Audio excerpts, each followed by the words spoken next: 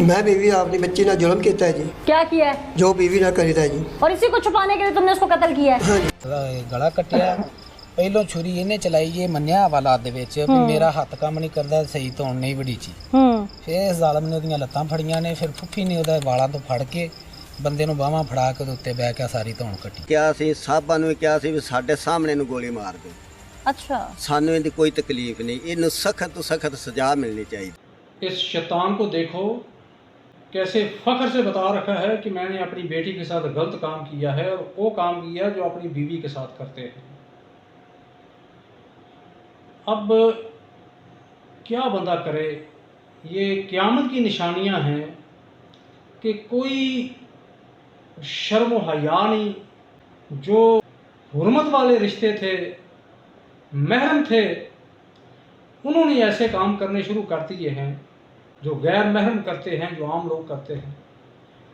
अब इसने सबकी बेटी के साथ बदफेली की। बीवी इसकी शायद फौत हो चुकी है या वो तलाक लेके चली गई।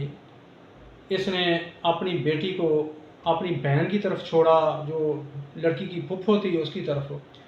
वो भी वो शायद बदचलन औरत थी, उसने उसको गलत काम पे लगा दिया, उसकी कमाई खानी शुरू कर दी। उसके बाद क्या हुआ, उसने जिस किसी को भी बताया किसी ने उसकी बात पे यकीन ही नहीं किया। और ये जो दरिंदा उसका बाप है, इसने भी उसके साथ फिर बदफेली की।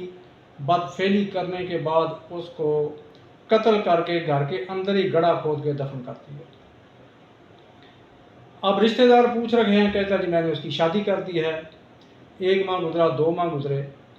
ज़ाहिर बात है शादी करने के बाद भी तो बच्चियाँ अपने घर को आती हैं, मिलने आती हैं, 2 दिन बाद, हफ्ते बाद, 10 दिन बाद।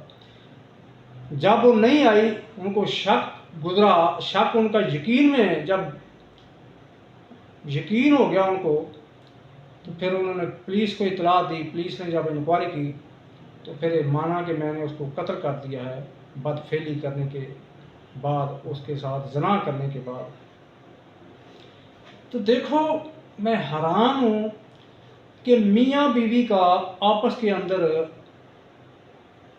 रिश्ता ना निभना, कॉम्प्रोमाइज़ ना होना, तलाक हो जाना कोई बड़ी बात नहीं है।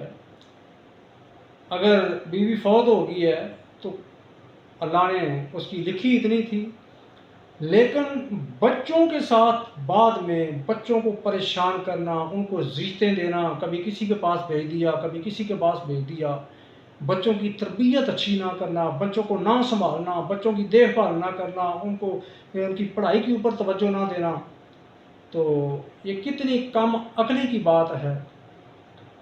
और फिर बच्चों के साथ खुद ही जो वालिद है, भाई है या मामू है, चचू है, जो खूनी रिश्ते हैं, वो इस तरह की बेहुदा हरकतें करना शुरू कर दें, तो फिर क़यामत की निशानियां नहीं तो और क्या है।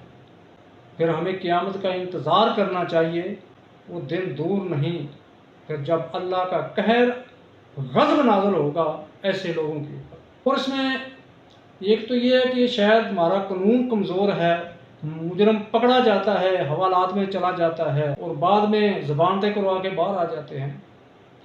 कानून तो ये होना चाहिए कि अगर एक बंदा पकड़ा गया है, उसने कबाले जुर्म कर लिया है, उसको उसी वक्त तख्तादार पे लटकाया जाए और क्रेन के ऊपर बांधकर उस शहर का, महल्ले का, गांव का चक्कर लगवाया जाए, ताकि दूसरे लोगों को इबरत हासिल हो कि आज के बाद इस तरह का काम नहीं करना। लेकिन जब मुजरम पकड़ा जाता है, सोशल मीडिया पे आता है, उस टाइम तो पता चल जाता है कि इसने ये तरीका एक वारदात की है, ये काम किया, ये जुर्म किया, जिसमें पकड़ा गया। बाद में किसी को भी पता नहीं होता उसके साथ क्या हुआ, उसको सज़ा होगी या रिहा हो गया है, क्या हुआ है, कुछ नहीं। लुच्चा सबसे उच्चा जो जेल से होके आ जाता है, वो पहले से ज़्यादा गुंडागर्द बदमाश बन जाता है। इल्ला माशाल्लाह 100 में से 1 आदमी सुधरता होगा, वरना उससे ज़्यादा बदमाश बनते हैं, उससे ज़्यादा लुच्चे और लफंगे बन जाते हैं, क्योंकि उनका जो होता है झाका उतर जाता है। अल्लाह हिदायत नसीब फरमाए।